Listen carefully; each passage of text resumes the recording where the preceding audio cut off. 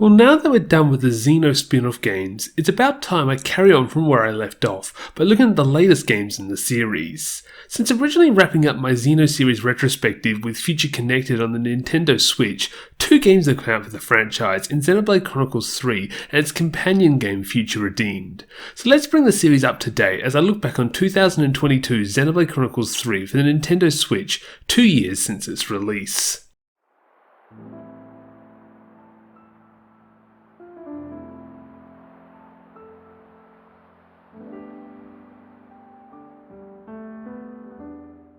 Now, just a reminder that the Xenoblade Chronicles 3 retrospective was brought to you by my lovely patrons like Cameron Strauss and Cool Cookie. For as little as $3 Australian a month, you can get your name shouted out at the start of every Xeno segment video, as well as access to bonus behind the scenes content, link in the description below. Development for what would become the third and final game in what has since come to be known as the Klaus saga would, like a lot of previous Xenoblade projects, initially be theorised before the previous game was even finished. With Xenoblade Chronicles 2's development coming to a close in late 2017, series creator Tetsuya Takahashi would look at the box art of the game with the Orion Titan in the background and compare it with the Mechonis in the background of the first game's box art. This caused him to develop the image of the corpse of the Orion Titan with the Mechonis' sword embedded through it. From this image, Takahashi developed the idea of a world made up of places from both Xenoblade Chronicles 1 and 2. Xenoblade Chronicles 2 had already established that it was occurring in a split parallel universe with the original game, thus the idea the two worlds could come back together was not super far-fetched. While Takahashi had concepted a third game in the series, he would not pitch the game to Nintendo until May of 2018, and development wouldn't even begin until the team had first finished working on the Torn of the Golden Country add-on story for Xenoblade Chronicles 2. Like last time, Takahashi will be joined by his regular colleagues of Yurichio Takeda and Kazuyo Hyodo, and together the three came up with the ideas that the people from the worlds of the first 2 Xenoblade games should be in conflict with one another. This created a far more darker setting than had previously been seen in Xenoblade games, with soldiers on both sides made up of troops as young as early teens. This setting would cause the protagonist to be all the more motivated to resolve the conflict which sees so many people's lives cut short. Speaking about the protagonists, the team wanted a more mature lead role and came up with Noah, a battle-hardened Offseer, whose role of playing the flute for the dead would lead him to take a very philosophical view of the world compared to previous protagonists of Shulk and Rex. Despite being the protagonist, extra care this time was taken to spread out the dialogue so the game's party of 6 would drive the plot as a team rather than having Noah being the key pillar for the story. With the story coming together, Takahashi would seek out the regulars to help develop the game. Core Kojima and Geki Yokota would again share directing roles, while in the arts department, Masasaku Saito would return from Xenoblade Chronicles 2. Alongside Saito, Koichi Mizuchi would also return to help design the new Ouroboros forms that would appear in the game when the characters interlinked with one another. Development for the whole game would take around 4 years to complete. The game would then be shown off in 2022 as part of Nintendo's February Direct presentation as a tentpole announcement to wrap up the presentation, once again showing how important the franchise had become to Nintendo.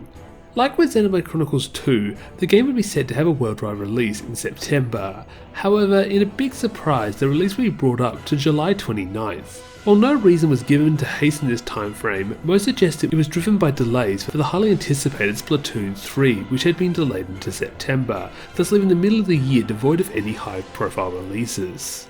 As you might imagine, I was really excited for this game, as seen with the 2 videos I did on this game during the build-up to its launch. Naturally, I bought the game day 1 and was quick to dive into this new game, so let's see how well Takahashi and Monolithsoft have been able to evolve the Xenoblade series after 14 years.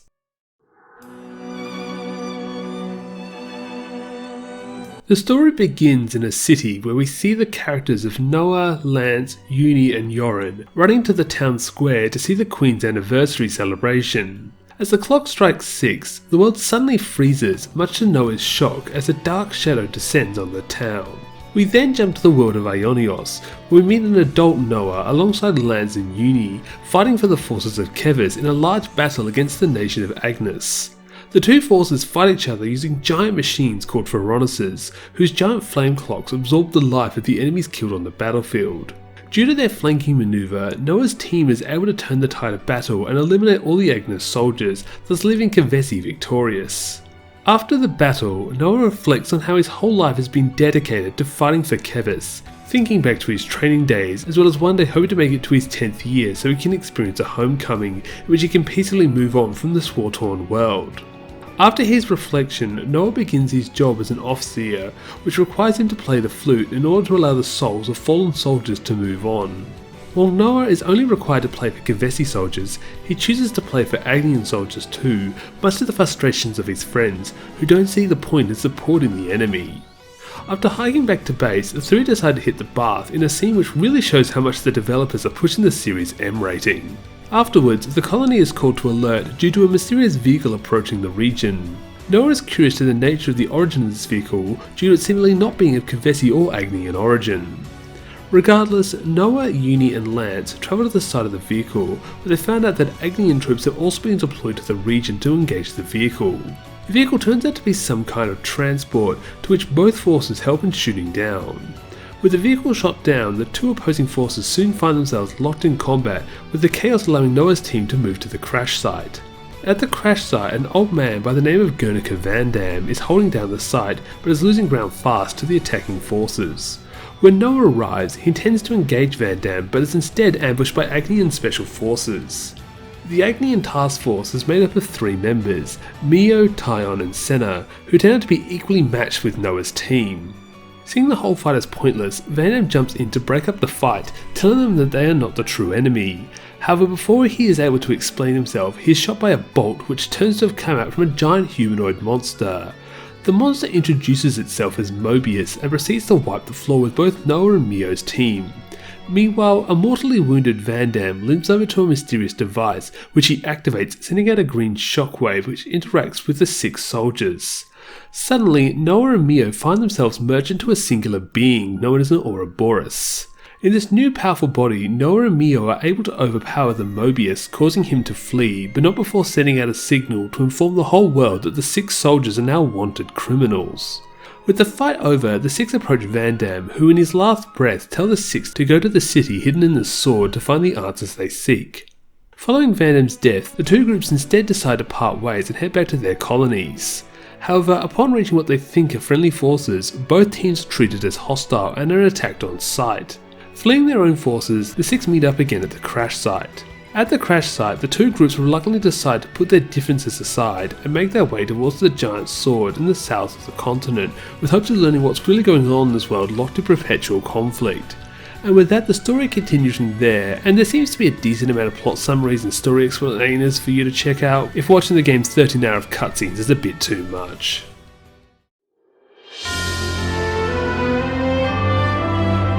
Xenoblade Chronicles 3 presents itself in a very similar way to the previous numbered entries. Once again, your party will navigate a series of large open spaces instead of one giant continuous map. For the most part, the world of Xenoblade Chronicles 3 is a giant circle hovering over a seemingly bottomless void. While it's still a rather pretty world, it unfortunately doesn't quite have the wow factor of the giant titan bodies of Xenoblade 1, nor the beautiful cloud sea vistas of Xenoblade 2. Instead, the game tries to impress the player by filling the world up with familiar landmarks from past games.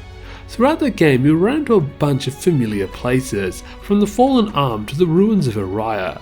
As a fan of the past 2 games, it's pretty cool to see these locations in a new environment, and with elements of the other game present alongside them. However, in order not to alienate newcomers, the game unfortunately doesn't really dive into the history of these locations, nor the people who inhabited them. This unfortunately leaves the game in limbo, with it sometimes seemingly struggling with deciding if it's a brand new adventure or a sequel story for the first 2 games. Getting back to the people who inhabit these worlds, Xenoblade Chronicles 3 brings back a bunch of classic races from previous games, with the High End Tier and Machina appearing alongside the forces of Kevis, while Gurmutian Blades appear alongside the forces of Agnes. However, yet again, the game doesn't really dive all that much into these races and how they perceive one another outside of a couple of throwaway lines, which once again disappoints me. While I'm not a huge fan of the game lacking backgrounds for the people of Ionios, I do like their designs. Thankfully, you only have Saito doing the artwork this time, and as a result the art style is much more consistent compared to the variety of odd, out-of-place looking characters from the first game. Saito has also thankfully toned down the more risque elements of his previous character designs.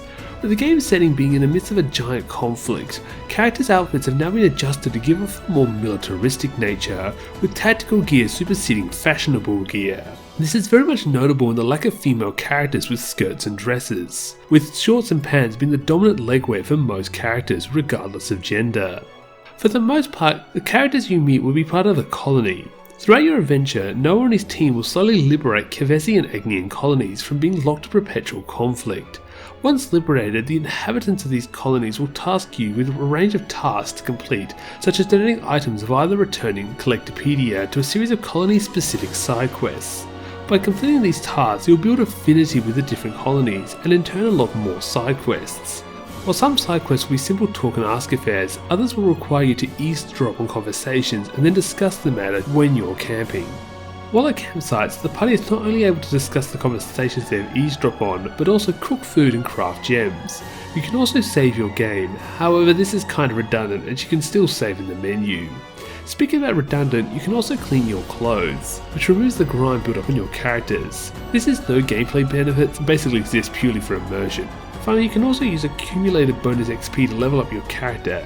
However, as you'll soon see, this is something you really shouldn't do. The reason you shouldn't level up your character is due to the game's class and hero system. Not too long into the game, the character will soon unlock the ability to take on each other's classes. This gives them the skills and abilities of that class, thus allowing any party member to play around with any class. While you will initially play around with the 6 classes of the main party, you will soon encounter heroes from around Ionios who will join your cause. These range from colony commanders who will join you after liberating their colonies, to random rogues encountered in the wilderness. When a hero joins your cause, you unlock the ability to play as their class too. Initially, only one party member will have access to the new class, but over time the other characters will learn the class. They do this by participating in battles with either the hero or someone set to their class. The rate at which the class is unlocked is dependent on the enemy's level with respect to you, thus punishing you for over-leveling your party at campsites. Not as if I did that on my first playthrough or something. Along with gaining the support of colonies and heroes, you'll once again find yourself exploring another giant world in Ionios on foot, with the exception of a boat used around the Erethia Sea. As you explore the world, you'll come across the remnants of old Pharaonuses. These wrecks can be restarted by using ether collected from around the map, and then be used to fabricate items at the cost of money. This can be very useful for finding those random items and those random side quests. Along with old Pharaonuses, you can also find the deceased bodies of past combatants. As an Overseer, both Noah and Mio can play the flute for these bodies and allow them to rest in peace, which will net the party affinity from the colony the bodies originated from. While the large world of Ionios might seem like a daunting task to explore, the game thankfully now has a bunch of quality life additions to help the player. We can now assign menu shortcuts using ZL, making navigation to specific parts of the menu easy. Also, on the topic of navigation, Xenoblade Chronicles 3 now has a bunch of advanced techniques for navigating the world, such as being able to grind on rails to move between elevated platforms. We can also, for the first time, finally fight in water, making battles much easier to undertake, which speaking of, let's talk about this game's combat system. For combat, we no longer have a party of 3, or even 4 for that matter, as we can now field every party member on the field at once. As a result, the combat system is now much more hectic, as you now need to follow 6 separate party members at once. Thankfully, Xenoblade Chronicles 3 does counter the chaos with you now being able to switch the player-controlled party member mid-battle, meaning you no longer just sit idly by while your player character is KO'd. As I mentioned earlier, each member of the party will be of a certain class, and this will determine their weapon, skills, and abilities. Classes are split into 3 types: attackers, defenders, and healers. Attackers are designed to maximize damage per second, and as a result will have a whole bunch of high attack stats and powerful arts. Defenders, meanwhile, are designed to get the enemy's attention and then dodge or tank attacks to keep the pressure off the other characters. Finally, healers are the weakest of the 3 classes and are instead focused on healing and applying status effects to support the other 2 classes. They are also the only class able to revive downed teammates outside of a rare equipable item. Along with being split into attacker, defender, and healer, classes are also divided into Kevesi and Agnian classes. This distinction affects the way the arts are recharged. With Kevis being based on Xenoblade 1's world, arts are recharged off a time cooldown like they did in the original game. Meanwhile, with Agnes being based on Xenoblade 2, the arts are instead recharged by auto attacks. This does unfortunately give Agnes the advantage in spamming arts, as they often seem to recharge faster than the Kevesi ones. While Kevesi arts are slow to come out, the game does somewhat try to mitigate this problem thanks to master arts. Like in Xenoblade 2, each class has 5 arts, and can equip 3 at a time to be used with the face buttons. However, we now have the ability to equip 3 master arts to be used with the D-pad. Master arts are those of which the characters have learnt by leveling up other classes. When playing as a Kevesi class, only arts mastered through Agnian classes can be equipped to the D-pad, and vice versa when playing Agnian classes. This means that at any one time you will have access to 6 arts at once, which is much nicer than the 3 you were limited to in Xenoblade 2. Alongside your regular and master arts, you also have the talent art mapped to the A button. This powerful art is charged through class actions which include landing critical hits as an attacker, drawing aggro as a defender, and applying buffs as a healer, along with a bunch of other actions. Like master arts, these arts too can be swapped out, however it first requires you to have totally mastered the class of the talent art you wish to use. Like in previous games, we once again have the return of the break and topple system. However, we now have an interesting split combo system. Once an enemy is toppled, you can either apply a Xenoblade 2 launch followed by a smash for massive damage, or you can apply a Xenoblade 1 daze effect followed by the brand new burst attack, which, while dealing less damage, will remove all the enemy buffs and cause them to drop items. When battling, you'll be unleashing a series of regular, master and talent arts in order to defeat the enemy. However, alongside this you also have the opportunity of using fusion arts. If both the regular art and its corresponding fusion art are loaded up at the same time, you can unleash them at the same time in a fusion attack, which will deal both arts damage and status effects at the same time. This also helps in building up the Ouroboros gauge. As explained in the story, the characters can interlink together to become superhuman creatures called Ouroboros. This is displayed as a gauge tied to the left D-pad and slowly builds up with fusion arts to max out at level 3. At any level bar level 0, you can press the left D-pad to engage the Ouroboros form between any pair, be it Noah and Mio, Uni and Tyon, or Lance and Senna. When in Ouroboros form, the characters will have regular arts, but they are now insanely powerful. They will also have a talent art which is even more powerful and can apply some pretty powerful status effects. Alongside your 6 party members, you also have the hero in your party as the 7th party member. Unlike your main party members, only one hero is allowed in the party at any one time, and they will always be AI controlled outside of a chain attack. They also don't have access to master and fusion arts since they are not Ouroboros. While their inclusion in the party might initially seem superfluous, they have a real benefit when it comes to chain attacks. Chain attacks return from past games, however there are now some drastic changes from past games. This time, each round of combat begins with an order. These are 3 randomly drawn orders from your 7 party members and will do a range of things from raising your team's stats in a chain attack to giving you a post-chain attack bonus. Once an order has been selected, you'll then need to work for it by building up to 100 technical points, or TP. TP is gained by unleashing a series of attacks by your party members. Each character will start with a set amount of TP, and by attacking they will gain even more TP. This TP is then added to the round total while the character is made unusable. When this total exceeds 100, you will unleash the order and restart the next round, with the round TP reset to 0 and one of your unusable characters being chosen at random to be brought back into the usable pool. If you fail to reach 100 due to running out of characters, the chain attack will end, and it will also end after 4 rounds by default. If you are able to exceed a total of 150 TP on your last round, you'll gain a Bravo rating, and this will make 2 random characters usable again. And if you get over 200 TP, you will get an amazing rating and 3 random characters brought back. To try and get the 200 TP as much as possible, you should make use of the character's unique chain attack effects. If the first character in a chain attack round is an attacker, they will gain a bonus 25% TP added onto their final score.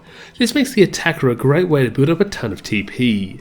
Second, if a healer attacks, they will not go past 100 total TP, instead capping at 99. This makes the task of reaching 150 TP on the last attack even more easy.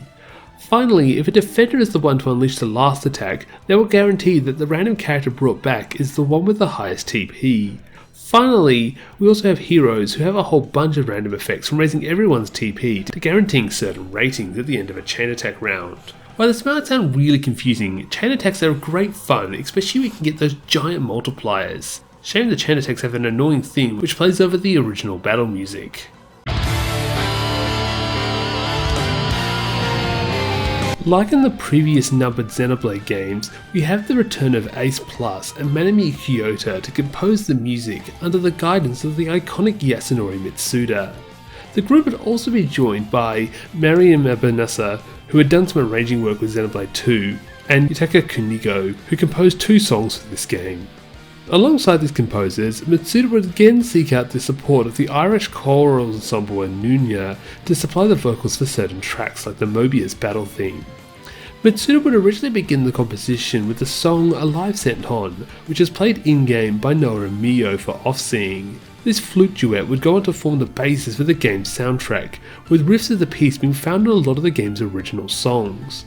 Alongside the original tracks, Xenoblade Chronicles 3 would also remix a bunch of tracks from past games, which are normally found alongside regions based on those previous games. Now, I'm going to be brutally honest when I say that Xenoblade Chronicles 3 has my least favourite soundtrack of the numbered entries, with the exception of maybe Future Connected. It's not as if I hate the soundtrack. Hell, I put it leagues above the lame soundtracks of Xenosaga 1 and 2, but when you compare this game's soundtrack to those of Xenoblade 1 and 2, it just cannot compete. The reality is, I just don't find the pieces as memorable as the previous game's tracks, and the ones I do remember, like the Chain Attack theme and Mobius battle theme, I'm not the biggest fan of, and much prefer the similar themes from previous Xenoblade games. And to top up my disappointment with the soundtrack, we also have to talk about the ending song. Anuna's Sarah Weeder would perform the game's ending song, Where We Belong, which unfortunately continues the Xenoblade series' infamous trend of progressively lamer ending songs. Like, I have to look up this song on YouTube because it's so fundamentally unmemorable. It's got none of the power of the series' best ending songs, and it might possibly be my least favourite ending song in the series, being out Xenoblade Chronicles X, Your Voice, which has grown on me since I ranked all the ending songs. Sorry if this is your favourite Xenoblade soundtrack. Again, it's not as if I hate any of the songs in this game, like I do in other games, I just don't find them memorable. So to try and make a positive spin on things, the game's voice acting is still top notch, as once again we have the return of the super British sounding voice cast, and I don't care what the Americans say, I love it. Like, can you seriously tell me that Uni and all her British cursing words would be so much better if delivered by an American voice actor? The only real missed opportunity was the fact that Uni's voice actor Kitty Archer was not also the voice of Juniper, the literal Kitty Archer.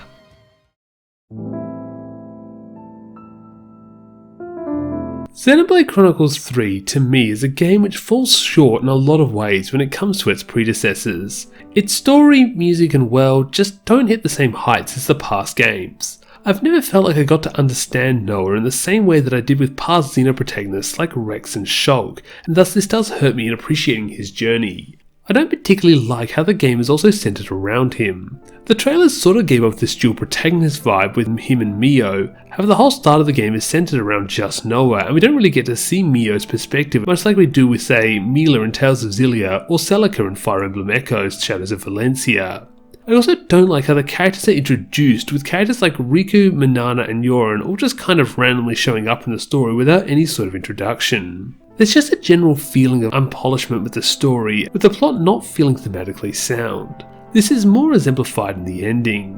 While past games would use the ending to reveal the true nature of the world and what the heroes had accomplished, Xenoblade Chronicles 3's ending just leaves you scratching your head as to what just happened, with it being very vague about what you have accomplished in terms of saving the world. This is also not helped with the game being very wishy-washy on how to handle its position as a sequel to both Xenoblade Chronicles 1 and 2. Alongside the story, I also had to be critical of the game's villains. With the exception of a few notable antagonists, the vast majority of the game's villains are a lineup of cartoonishly evil Mobius goons, with next to no real character traits outside of being evil. They're not even entertaining like Metalface or Banner, being just there to be someone to fight at the end of a hero quest or main chapter. The whole trying to get a Mobius for each letter of the alphabet has just resulted in a bloated cast of mediocre villains who I don't care about in the slightest compared to the incredible villains of past Xeno games. So you're probably wondering how on earth with all the criticism I've given this game's story, music and characters that I could possibly consider this game one of the best in the series. And the answer to that is simply the gameplay. Xenoblade Chronicles 3 is going to be the finest game in the series when it comes to gameplay. Like with Xenosaga Episode 3, Xenoblade Chronicles 3 takes what worked with its immediate predecessors' battle systems and refines it into the best gameplay experience in the series. I love the hero system. It is absolutely better than the side characters in Xenoblade X and the blade system of Xenoblade 2. Being able to meet characters in-game and then recruit them into your party and use their class is so much fun. In my first playthrough, I was really excited whenever I unlocked a new hero quest, and upon its completion you bet I was quick to try out the new class. Outside of the hero system, the ease of the break and topple combos combined with the crazy fusion art combos you can make creates a super enjoyable battle system. Heck, even outside of the combat, the game does so much to make playing it so much more enjoyable and easier to follow, from the easier to use UI to you no longer needing blades to do basic field actions. So while Xenoblade Chronicles 3 remains somewhat of an anomaly to me, having one of the weakest and most confusing stories, it'll also be a game with some of the best gameplay in the series, and at the end of the day, I take gameplay over story, so it's no surprise when I say that I love this game. Now, I wasn't the only one confused about the ending of Xenoblade Chronicles 3's story. As a result, Monolithsoft would attempt to answer them with what has now become their traditional side game. So join me next time as we wrap up the Klaus saga with Xenoblade Chronicles 3's side game, Future Redeemed.